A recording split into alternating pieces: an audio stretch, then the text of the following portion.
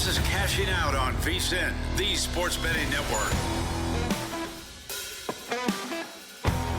Hour number 2 of Cashing Out right here on VSiN, the Sports Betting Network. We've got a tremendous hour coming up for you as we're going to be touching all the bases. We're certainly going to be diving in on plenty of MLB action that we're going to be seeing. Additionally, we are going to be chatting a little bit of Masters here in 15 minutes as we are going to be having Spencer Aguiar, who's going to be joining me. He does a tremendous job over at RotoBaller. He's their main PGA Analyst, and we're going to be talking about what we can expect here in the Masters in the final round. Rory McIlroy leading by 2 shots, a tremendous 6-under here on Saturday. We'll see if he's able to seal the deal and get the job done on Sunday. Right now, if you're looking live, by the way, if you're looking to be able to bet the final round, Rory McIlroy in a lot of places anywhere between minus $180 to minus $2 to be able to bring home the green jacket. So we'll talk about those odds and so much more, as I know that he's got a few matchups that he's going to be taking a look at as well. So a lot of fun there. And additionally, I'm going to be taking a look at a little bit of hockey more towards the hour number 3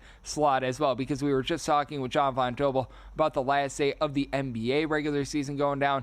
NHL is going through a lot of that as well. We are going to be seeing the NHL playoffs in our lives very soon, and I'm very hyped up about it because I'm not much of an NHL bettor myself, but I absolutely love playoff hockey. Like, that is some of the most high-level action that you're going to find all season long, so I'm jazzed up about it. And our guy Jonathan Davis, who's going to be joining me in 90 minutes, does great work here at the network. He is incredible on the ice, so we're going to be chatting with him about that. A little bit more of my specialty is baseball, and hey, I will toot my own horn and give myself a pat on the back. If you listen in hour number 1 to the words of wisdom that I tried to explain with Miguel Rojas being on the mound and pitching for the LA Dodgers, well, you were able to get there with regards to that live over. You were able to get there on the live minus 11.5 with the Chicago Cubs. The Chicago Cubs, they absolutely take care of business here as they win by a count of 16-0 against the LA Dodgers, and that's something to take a look at in these blowouts in baseball. You're still able to make money when you see a position player out there on the mound, because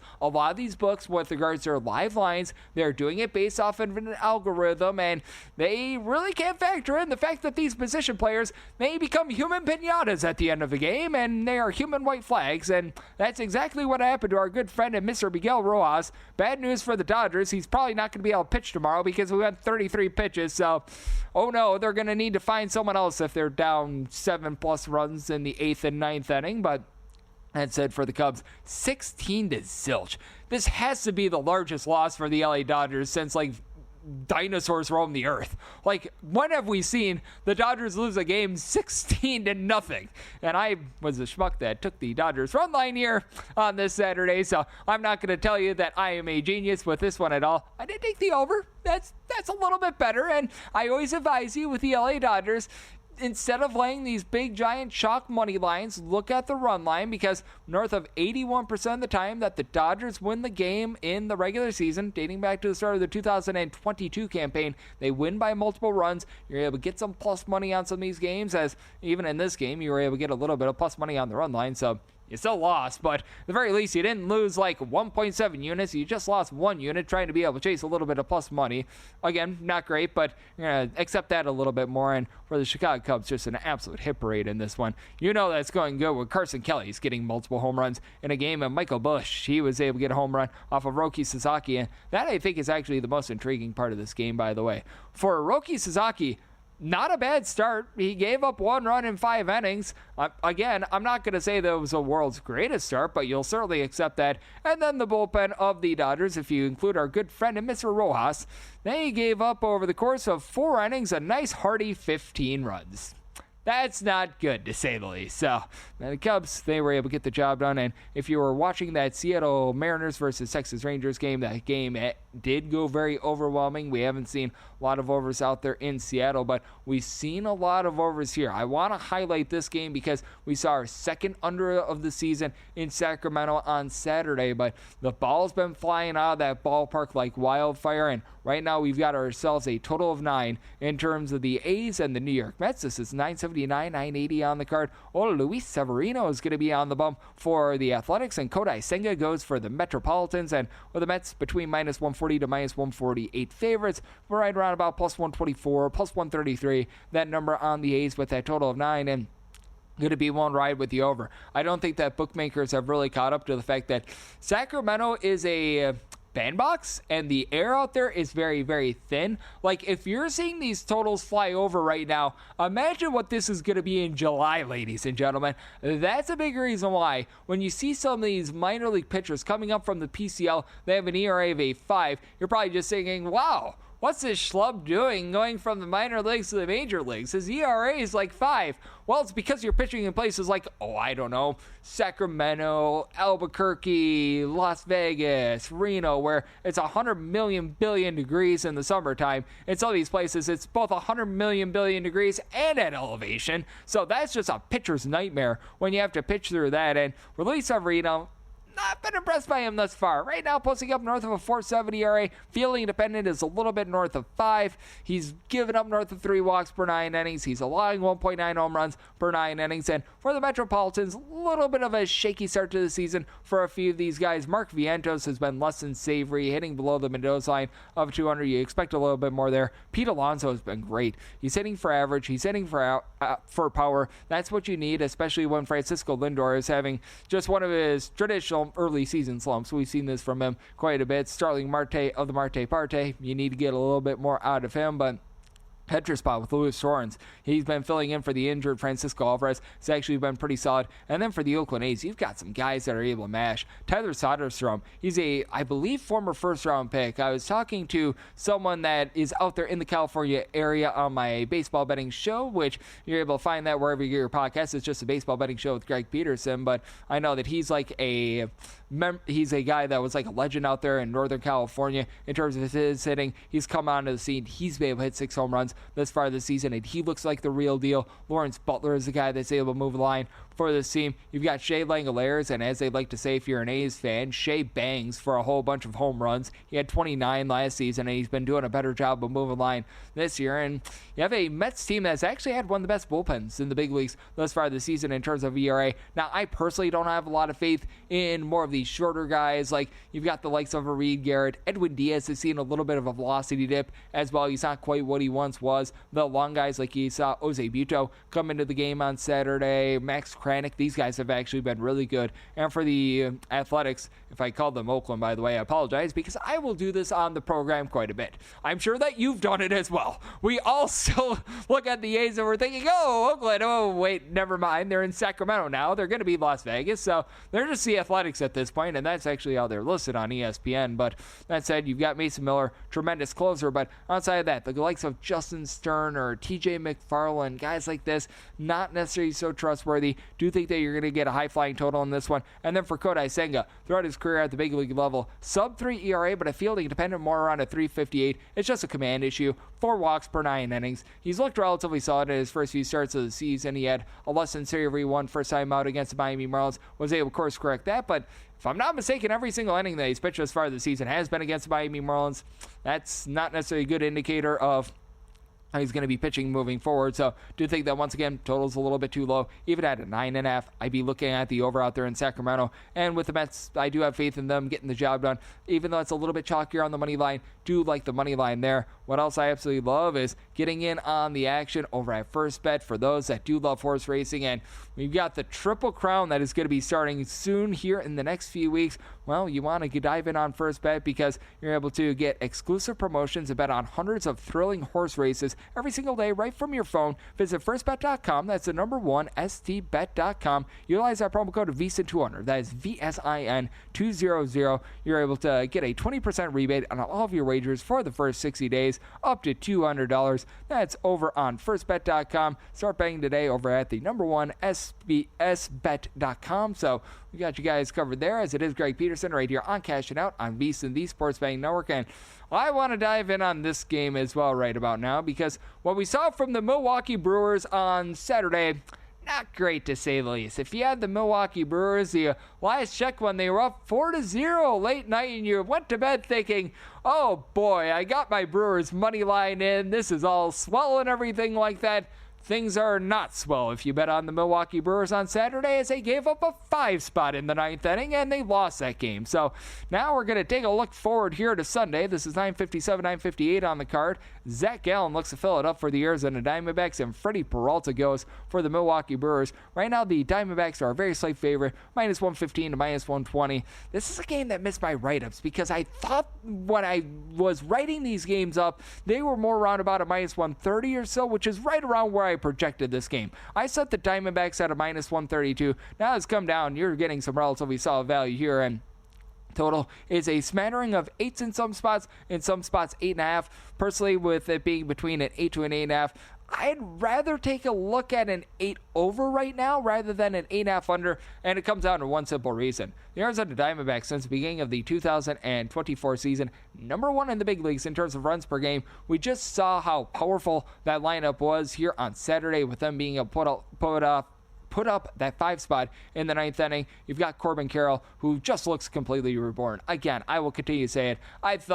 I think that he was going through an injury last season. Like, he did not look like himself towards back half of the 2023 season. There was a slide where he subluxed his shoulder, only missed a few days, but he was not the same after that. I think that now he's fully healthy, locked and loaded. Even some of these guys that aren't necessarily aiming for a lot of average, and Eugenio Suarez, guys like this, they've got great power. And for the Milwaukee Brewers, guys like Bryce Terang will be able to step up. Jackson Chourio was able to give you a nice home run on Saturday. He's up to 5 already this season, so I like what I'm seeing there. And for the Brewers, they did have to use up a lot of trustworthy bullpen pieces on Saturday as well. So do like the Snakes on the money line, and I'm going to be taking a look at that total over as well. Let's call it what it is. So on Sunday, it is a Masters final round Sunday. Who better to have on than Spencer Aguiar? He does a tremendous job taking a look at the great game of golf over at RotoBaller. He'll talk to me about the Masters next, right here on Cashing Out on VSiN, the Sports Betting Network.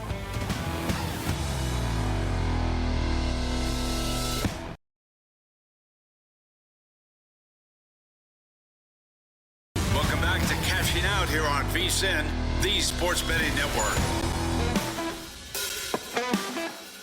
We're back here on Cashing Out on VSiN, the Sports Betting Network. Great to be joined by this man on the Progressive Guest Line, as we've got Spencer Aguiar. He does a tremendous job over at RotoBaller, taking a look at the great game of golf, as we've got ourselves the final round of the Masters coming up here in mere hours. And Spencer, it's great to get you aboard. Thank you so much. Greg, it's a pleasure to do this with you tonight.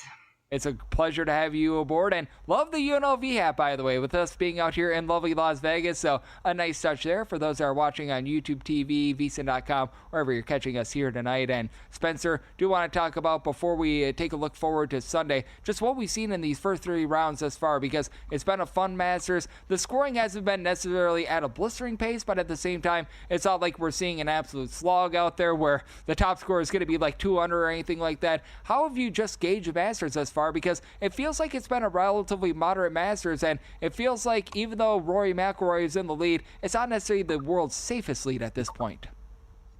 It's really interesting, Greg, when we try to handicap this board for tomorrow, because if you look at this tournament, 66 of the 88 winners at the Masters have been first or second entering round 4. Last player to come from 4 strokes back in the final round to win the thing, Charles Schwartzel. That would be 2011. That is the Rory McIlroy year of the collapse where he had a 4-shot lead.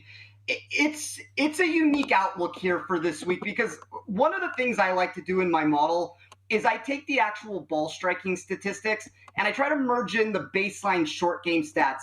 One of the things I always talk about is baseline short game stats, and short game stats in general are very volatile from tournament to tournament. So I'm always trying to find who are the players that are striking the ball the best. Where can we find the baseline strokes that are coming there? Rory McIlroy right now, if you take all the baseline statistics from everybody, he should have almost a 7-shot lead on the field. We only see it at 2 right now, as you talked about. It's not necessarily as safe after Bryson was able to make birdie there on 18, but a lot of those stats there do kind of show that the winner should be Rory, Bryson, or Corey Connors if you're looking at the odds board there. Yep, and it is going to be really interesting to see what we get out of both of those guys in DeChambeau along with Corey Connors. And I'm so glad that you brought up the last year that we saw a 4+ shot lead go by the wayside, with that being the Rory McIlroy year. How much do you think that might linger in his mind a little bit, or is that a non-factor when you take a look at what we're going to be getting on Sunday? Because last time Rory McIlroy was in this spot, he did have that big giant collapse, though that was many, many years ago. Ghosts of the past seem to come back in the Masters for a lot of these players. It's why it's such a tough tournament to win. I think for Rory here, though, and it's one of those things where this narrative has gotten a little overblown, in my opinion. We have not seen him win a major championship in general since 2015, but a lot of these outcomes and situations where he has been in contention haven't necessarily been in this exact same spot here. You can talk about the Masters in 2011. You can talk about the 2022 Open Championship. Those were the two real opportunities where he ended up entering the day with the lead. You circle back to last year, Pinehurst, Bryson DeChambeau gets the U.S. Open over him. It was unfortunately a situation where I was holding a Rory McIlroy ticket. That one looks a lot uglier because he ends up missing the putt at the end, but that was not a tournament that he entered Sunday in this prohibitive favorite. So Rory's best chances historically have always been when his foot is on the gas. He's in a position here, 2-shot lead. He can put his foot on the gas early. I think if you're looking for Bryson of his best way to win this, because from a statistical perspective, there's a lot that's been a little bit shakier this week when comparing it to Rory. I think Bryson needs to turn this into a circus. He's got to get the fans on his side. He's got to turn this into mayhem. If you turn this into mayhem, all of a sudden Rory could start thinking back of 14 years ago, and that's how this tournament can fall apart for him. And I think that it is so interesting that the man that's right now chasing him primarily is Bryson DeChambeau. He's the only guy with odds that are less than like 18-1 across the board to be able to win the title outside of obviously Rory McIlroy. And I want to get your thoughts on this as well, because with Bryson, he's had a lot of major success recently, but he's really one of the very few live guys that has had any sort of success whatsoever when it comes to these majors. How much have you been looking to, for lack of a better term, fade some of these live golfers when it comes to majors? Because it feels like all of them not named Bryson DeChambeau have really fallen short in the last few years.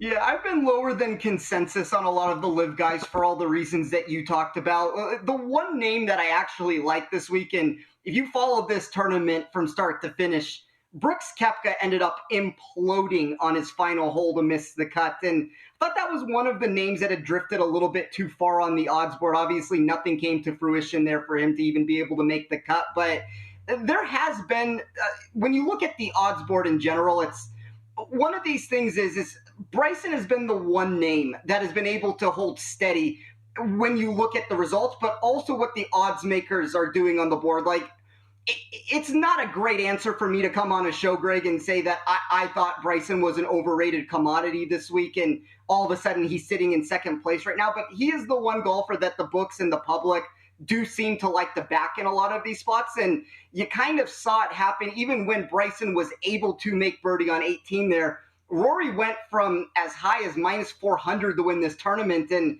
there were a handful of books that got as low as minus 170, and we've kind of seen this find a middle at some point now to where he's more into that minus 200 range to capture this. But, like I said, I'm a little bit lower on Bryson for all those reasons. I think Connors is probably the name, if you're trying to find a long shot here, that could play the spoiler at 20-1, but I kind of think, Greg, that this might be Rory's year. And as a person who has backed Rory countless times over the last 10 years, this one's going to hurt more for me than most people. And this is going to be a very fun conclusion on Sunday. As joining me on the show, we do have Spencer Aguiar, who does a tremendous job over at RotoBaller, joining me right here on Cashing Out on VSiN, the Sports Betting Network. And when it comes down to the Masters, as we know, it's not just all about picking the outright winner. You've got a lot of derivative markets, you've got a lot of top fives, you've got a lot of top tens, and I know there's a few matchups that you're taking a look at. One is going to be involving Jordan Reed, another guy that finds himself in the top five right now. And if you think that he's going to finish in the top five, by the way, at DraftKings, you're able to catch him at a plus 140. Take me through his matchup, because I know that there's a few ways that you're looking at Jordan Reed for this final round. So I backed Reed in a lot of different iterations coming into this tournament. We kind of talked about this just a second ago, where you have certain live golfers that have a higher public perception than others. Reed is not a name that people liked even when he was on the PGA Tour. And you now get this spot where I feel like there is a lot of value to be had on him. I had a VSiN show that I did, I think it was 2 days ago, where I talked about Reed in the top 10 market, the top 20 market. There's a lot of different ways to play him. My big bet of the tournament came against Sahith Theegala from early on it. If you look at the statistical perspective from him and you look at what he's done at the Masters historically, he is the most profitable golfer over the last 7 years when you look inside of this top 20 market. So I think that if you can find a matchup against him potentially, there is value to be had on Sunday. If you can get those top 10 numbers that you just talked about, Greg, I think there's something to consider there for Reed. Yep, and I think that that's such a good call because it feels like Reed just does not endear himself to people in general, and that typically leads to a little bit more value with regards to the PGA Tour, so I'm so glad that you mentioned that. And then Brian Harman is another guy that you're looking at in matchups. Unlike Reed, where you're looking to back, it seems like you're looking to fade a little bit more of Harman in general, so take me through what you're looking at for his final round on Sunday. I think this is something really interesting for everybody out there to consider. So when you look at golf matchups, there's a lot of volatility to it, and a lot of people want to back somebody always. And I've always been a big believer that inside of head-to-head markets in golf, you are much better trying to find a candidate that you want to fade. Brian Harman was that for me going into round 4. I like JJ Spawn against him in that minus 115 range. I talked about the baseline statistics and where a player should be on the board when I was talking about Rory, where he should be 7.5 shots above what everybody else is. You look at Brian Harman and what he's produced, he should be a little over 6 over par right now. That's 50th out of 53 players.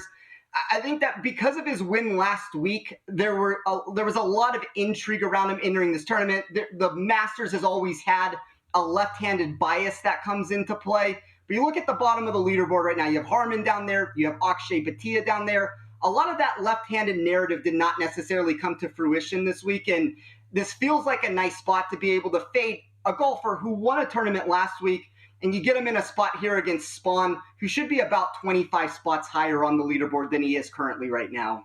I think that that's a great call. And 45 seconds left here, Spencer. Anyone else that you'd be looking at in terms of like a potential top 10, top 20, anything like that? Probably not at this point. I mean, there's a lot of volatility on this board.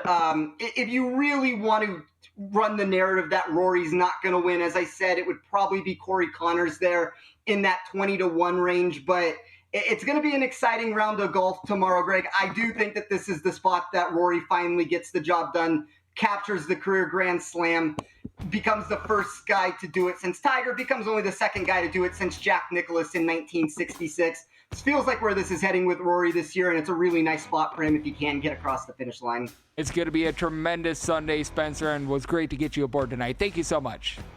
Thank you, Greg. I appreciate it. It was great to be able to get Spencer aboard, talk a little golf, and coming next, let's take a look at the Sunday baseball card right here on Cashing Out on VSiN, the Sports Betting Network. Welcome back to Cashing Out here on VSiN, the Sports Betting Network. We're back here on Cashing Out on VSiN, the Sports Betting Network. It was great to be able to have Spencer Aguiar aboard, who did a tremendous job taking a look at the Masters, what we're all going to be seeing in round number 4 on Sunday, and it is going to be a very exciting Masters. As we know, last time Rory McIlroy was in this sort of a spot was many, many years ago, where he did have a little bit of a meltdown, and Spencer, he did a great job of parsing through it all, took a look at some matchups as well, so you got a little bit of everything there. So a big thanks to him for joining me in the last segment, and first things first, we have to give a little bit of thanks to everyone that's doing tremendous work behind the scenes here tonight, because the backbone of everything that we do here at VSiN is all the hardworking folks behind the scenes that make sure that if you're watching on, say, the VSiN Watch app, YouTube TV, if you're watching on VSiN.com, listening on SiriusXM, that everything is all up and running. You've got our audio engineer, Chris, and you might be listening to this a little bit after the fact, since every single show that we do, everything that we do here at the network, 19 hours a day of live programming, you can catch after the fact. If you go to VSiN.com/podcast or wherever you get your podcasts, Apple Podcasts, Google Play, Spotify, Stitcher, list goes on and on. Chris, make sure that everything is nice, crisp, and clean with the audio, so that's very much appreciated.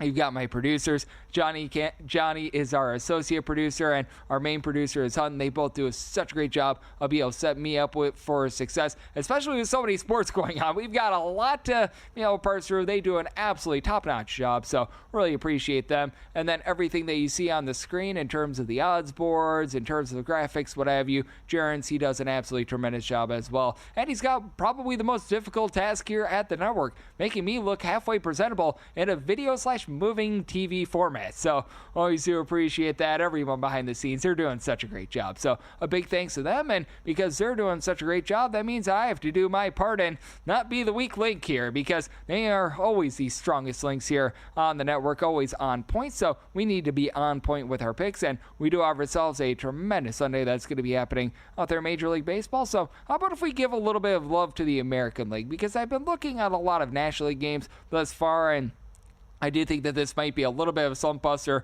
for the Boston Red Sox, who, check notes, has lost 2 straight games to the Chicago White Sox. Not great, to say the least, considering the Chicago White Sox entered into this series since the start of the 2024 season at a good hearty mark of 43 and 131.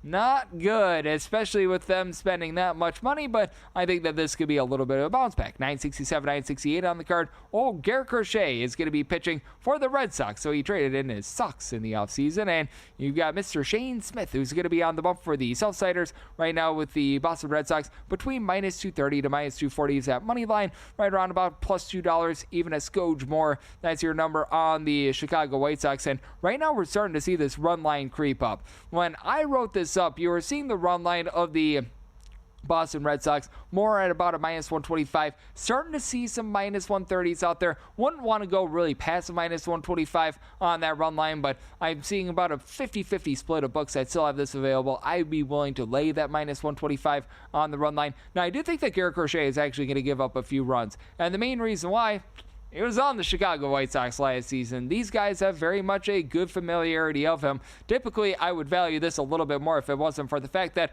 it's a stinky Chicago White Sox who had, going into this series, the worst offense in all of baseball by more than a half a run per game since beginning part of the 2024 season. And it's an organization that's inventing ways to lose games at this point. Like, if you caught that game against the Cleveland Guardians about 72 or so hours ago, they had the tying run rounding around third, and Mike Tauchman, he pulls his hamstring rounding third. They lose the game by 1 run, and he lands on the injured list. Like, that's what I mean by reinventing ways to lose games. Like, it just feels like the tomfoolery of the Chicago White Sox is beyond any other team in all sports right now. And there are some teams that really find a way to lose games. Looking at you, Duke Blue Devils from last week. Sorry I had to do it, but yeah, not great to say the least. And you've got a guy in Garrett Crochet who he's actually seen a little bit of a dip in his strikeout numbers thus far this season. As here with the White Sox, 12.9 strikeouts per 9 innings. Honestly, had a fielding depend. That was a lot better than his actual ERA. His strikeout numbers are down, but his ERA is a little bit better. Meanwhile, for Smith, I actually think that this guy is a little bit of upside, but he's pitched above his skis thus far. I believe that he's only given up 2 runs in his first 2 starts, but he's only getting about 7 strikeouts per 9 innings, 3.9 walks per 9, so that's something that's a little bit cautionary. And for the Chicago White Sox, newsflash, bullpen is not good. They now have Mike Clevenger in the bullpen. That's not a place where you want to be, to say the least. And then they've had Frazier Allard trying to close out games for this bunch. Again, not a place where you want to be. Cam Boucher, who actually comes on over from the Boston Red Sox, he's got a little bit of potential. And for the Red Sox, I do like the fact that Garrett Whitlock is back in the bullpen. He's able to give you multiple innings. He's able to fire on all cylinders. Now, Aroldis Chapman, you just never know what you're going to be able to get out of that guy, but in terms of the Boston Red Sox and the lineup as well, typically Alex Bregman has slow starts to the season. He's actually been rock solid here to begin the season, hitting north of 270, showing off some nice power. Power numbers have honestly been a little bit down across the board for Boston, but after that terrible first week of the season where, I swear, Rafael Devers, he was in the batter's box doing his impression and his audition for the next Bird Box movie because it looked like he was completely blind at the plate. He's all of a sudden been able to find it, and he's been one of their top hitters recently. Weiler Reyes been able to give you 3 home runs, but he's been stuck on 3 for quite a while. And then for the Chicago White Sox, having Andrew Benintendi on the injured list is relatively rough. I don't know what's happened with Luis Robert, but he looks absolutely terrible right now as well. I do think that they'll find a way to be able to generate something like 2 or 3 runs against Carrier Crochet. So I do think that they do their part with this total. I just think that the 7 is too low. I do think that the Red Sox get things rocking and rolling with regards to that offense. Circumstance where I'm going to be willing to lay up to a minus 125 on that Red Sox run line, and I do like this total over as well. I felt like this total should have been a little bit closer to an 8, and something else I do love is taking a look at everything that we've got here at VSiN, because we've got all the sports in action, and you're able to get all the splits on all these wonderful sports from both DraftKings and Circa. When you become a VSiN Pro subscriber, this gives you insights as to where the sharp action is landing. Circa is known for taking some of the biggest bets out there in the industry from professional bettors. Meanwhile, DraftKings, they do a great job of being able to give you a little bit more of a broader market perspective. So that means that you're getting real action and you're able to see where the real money is going, not just the public money, but the kind of wagers that move lines. And you're able to get in on the VSiN Summer Special right now for just $59. And with these splits as well, you're able to see the percentage of bets versus a handle for every single game across this board in every major sport and pretty much everything aside from football, which we got the XFL going on as well. You're able to find that all there, and you're able to get in on that summer special for $59 all the way through August 1st over at vsin.com/subscribe. That is vsin.com/subscribe.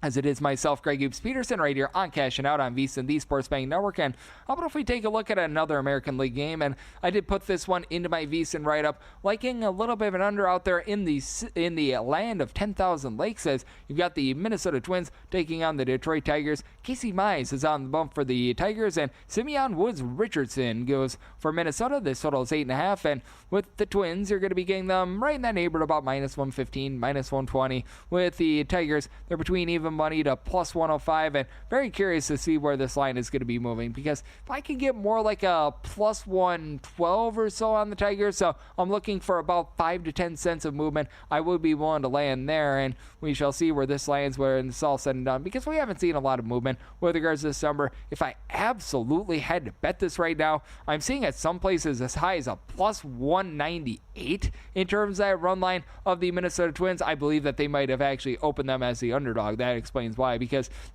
they're showing a plus 1.5, minus 198, and those sometimes get confusing when you have one team that opens up as a favorite, another team as an underdog. So never mind on that front, so I'm still waiting on the Tigers being able to get a little bit more plus money. But that said, with regards to this Detroit Tigers team, they've really been raking this far this season. Like last year, it was really their pitching and their bullpen mayhem that was able to lead them to the playoffs, and they still have a really good bullpen, as you've got a lot of guys that are able to come in, hold down the fort, really like Tyler Holton, Will Vest, and they picked up Tommy Kahnle in the offseason, and if you need Brant Herter to be able to give you a few innings, he's just that sort of super utility guy in the bullpen. And for Casey Mize, former number 1 overall pick, was dealing with major surgery a few seasons ago. This is now season number 2 back from, and typically when it comes to a guy that's coming off of major surgery, it's at season number 2 where they're really able to get back to happy. He's been able to give you north of 9 strikeouts for 9 innings. And Simeon Woods Richardson, if you were to take a look at a guy who might be about as league average as it gets for a starting pitcher, it is Simeon Woods Richardson. For his career, right around about a 4.40 ERA, about a 4.15 fielding dependent, 8 strikeouts to 3 walks per 9 innings, a scotch over a home run allowed per 9 innings. I mean, he's just okay. He's not great. He's not terrible. He's just neither here nor there. And then with regards to the bullpen of the Minnesota Twins, they've been able to do a relatively rock-solid job. I like these guys like Danny Kalum, Morey Alcala, Yohan Duran. These guys in the back half, they're relatively solid. And for the Twins, I mean, shock, surprise, surprise. Royce Lewis is back on the injured list. Where have we seen this before? Shock, surprise. Brooks Lee is on the injured list. You have a lot of guys that are just hiding for the team. Carlos Correa has been miserably bad to start the season. I think that the Tigers going to be able to put this on lockdown. If we could get that plus 110, would look at their money line. Now, with regards to the total, I set mine a little bit below an 8, so I'm going to be in on the under as well. And coming up next, how about if we hit some interleague baseball for this Sunday right here on Cashing Out on VSiN, the Sports Betting Network.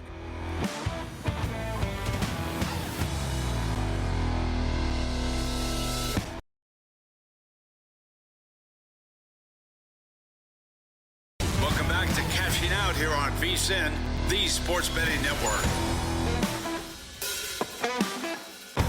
And we're back here on Cashing Out on VSiN, the Sports Betting Network. We've got ourselves a lot of fun that's going to be coming up on the baseball card for this Sunday. We've taken a little bit of a look at the American League games, have not done a lot of love for the interleague games quite yet. So how about if we snap that right about now, as we do have ourselves a trio of fun ones, and I want to start with this one because I am a big home and road splits guy when it comes to baseball. I think that's very important to be taking a look at, and one of the kings of home and road splits with regards to Major League Baseball, that would be Logan Webb. So how about if we do dive in on this? This is 975, 976 on the card with the Giants. They are finding themselves right around about a plus 105. I'm seeing as low as even money there, and between minus 115 to minus 122. That's going to be your number on the New York Yankees. 7.5 is the total, and right now with regards to Carlos Rodon, he's finding himself as a slight favorite, and I do like the fact that Carlos Rodon has been able to get his swing and miss stuff up just a little bit more, and I do think that he's going to be able to do a solid job in this case, so I was willing to back them. I did set the New York Yankees at a minus 143 on the money line with regards to what you're going to be able to get out of this Giants lineup. It's very intriguing because Jung-Ho Lee is a guy that has really been able to elevate this team. He does a nice job being able to give you about a 400 on base. I believe he just finally got his first home run of the season about 48 or so hours ago, so he's been able to do a nice job on that front. And for the Giants, Willie Thomas has not really been able to give you a whole heck of a lot recently. I remember with his time with the Milwaukee Brewers, he was very much a little bit more of a feast or famine guy, so sometimes he'd be up, sometimes he'd be a little bit down, so I do think that that's something that's worth taking note of, and I do recognize that it's going to be a little bit colder out there in the Bronx, but I do think that this total is set a little bit too low because, for one, with having a guy like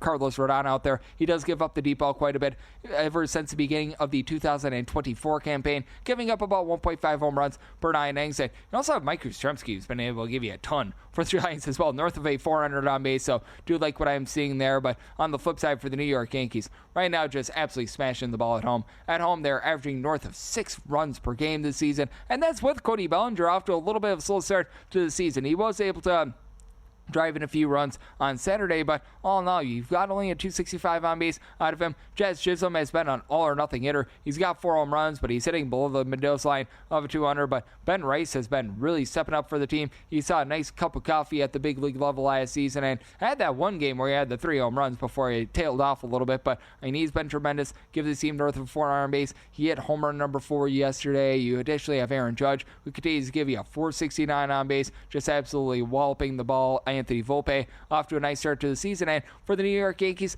bullpen is solid. I'm not going to call it amazing, and they did have to use up Luke Weaver for north of 30 pitches, so he's not going to be available for this game. Devin Williams, Mark Leiter Jr. used about 20 or so pitches, but I do like the guy that they brought in Brent Hedrick. He's actually been a really good long guy for the team. Ian Hamilton is back after he was a little bit banged up to begin the season as well. And for the San Francisco Giants, it's a okay bullpen. It's not amazing. It's not terrible. You've got someone like an Eric Miller who's able to give you a few solid innings. Camilo Unival just has not been able to find himself over the last few seasons, but that said, I do take a look at this circumstance, and I do think that with regards to this San Francisco Giants team, it just all depends upon what you're going to be able to get out of Logan Webb. And as I was talking about, massive home and road splits with Mr. Webb, as if you take a look throughout his career, and much of this is because San Francisco, very much a pitcher's ballpark. I mean, to think that he would be pitching the same away from home rather than at home would be quite unfair, but and this is still very stark. This goes back 5+ years worth of data. 273 career home ERA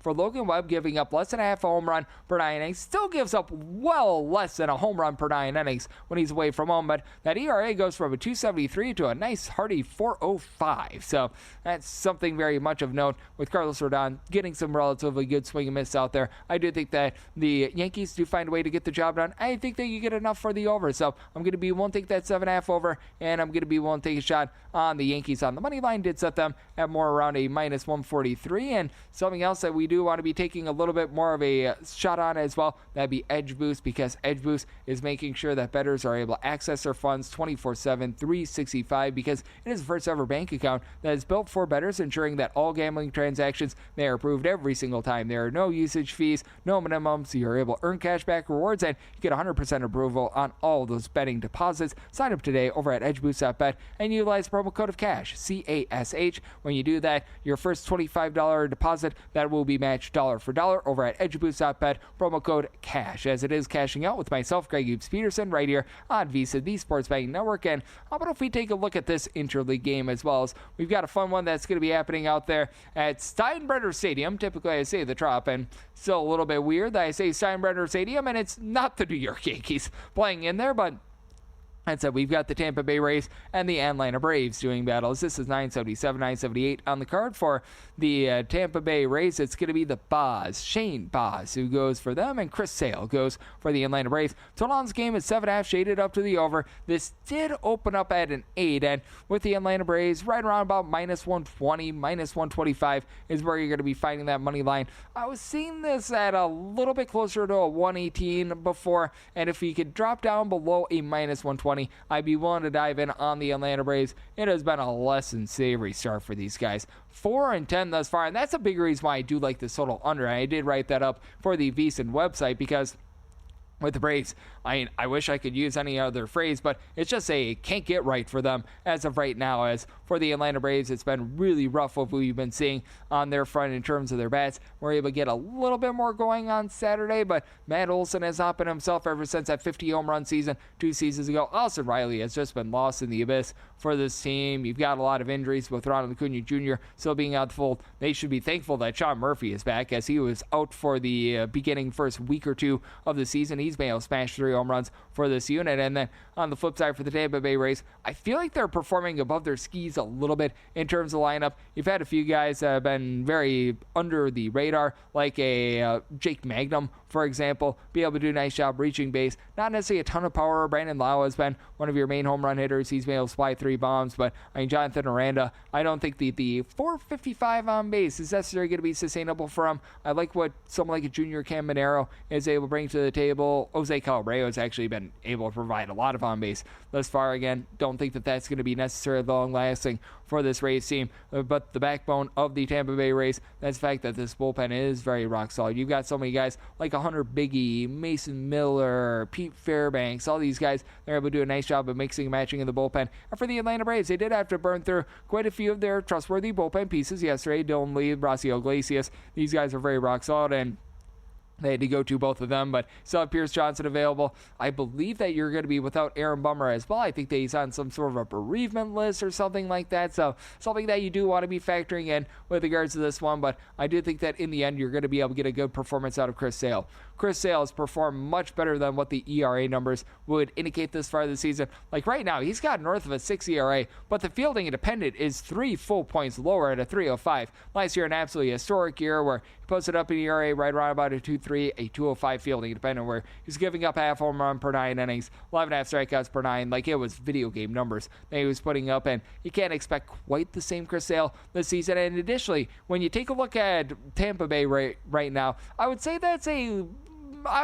if you're looking at a pitcher-friendly ballpark versus a hitter-friendly ballpark, if you're rating it on a scale of 1 to 30, that's how many ballparks that you have, probably like number 10, number 11 in terms of hitter-friendliness. So it's not quite great American ballpark. It's certainly not what we're seeing out there in Sacramento right now, but it's a little bit more hitter-friendly. Obviously, much more hitter-friendly than what we saw in the Trop, but I wouldn't be setting like Coors Field totals or anything like that, obviously. So I think that you're somewhere between A and B there, and I do think that both of these pitchers go out there, lend a good start. I really like this young guy in the Boz, in Shane Boz, 25 years old. He, through the first 2 starts of the season, is generating north of 9.5 strikeouts per 9 innings. Last season, he was solid, but those whiff rate numbers weren't necessarily the world's greatest. He was coming off of major surgery. Now he's a year removed from that, still very young, still able to come into his own. I do think that he'll be able to give you a good start. Like I said, if we could get below minus 120, going to be willing to take a shot on that Braves money line, and I'm going to be in on the over, I'm going to be in on the under. Semi-total at a 7.4, so here at the 7.5, I do like that total under as well. And then how about if we take a look at a little bit of AL Central action, as we do have ourselves the Kansas City Royals and the Cleveland Guardians, and this is a lively game because Ben Lively is going to be going for Cleveland, and Cole Ragans is on the bump for the Royals. And right now with the Royals, they're about a -125 to a -130 favorite. Total on this game, it is 7. And with Cole Ragans, he has been a rock-solid pitcher ever since getting to the Royals. If you can just get below -125, I was seeing a few places just a hair below -125 a little bit earlier, I would be willing to back the Royals on the money line. Ragans actually has a lower ERA when he's on the road rather than at home, and for Ragans, when he's been on the road last 2 seasons, a sub-3 ERA, getting north of 10 strikeouts for 9 innings. And Ben Lively, he's just a guy that's a little bit shaky. He gives up a little bit too much of the deep ball. He has been giving up right around about 3 walks per 9 innings as well. Not a bad pitcher, but he is backed up by a bullpen that I think is going to experience a little bit of regression from what we saw last season. Do feel like this total has went down a little bit too low. Maybe my total more like a 7.7, so I'm in on the over, and I'm going to be in on the Kansas City Royals. And coming up next, we've got a lot to talk about for this Sunday. The Masters, some baseball, and so much more. And we'll do so next right here on Cashing Out on VSiN, the Sports Betting Network.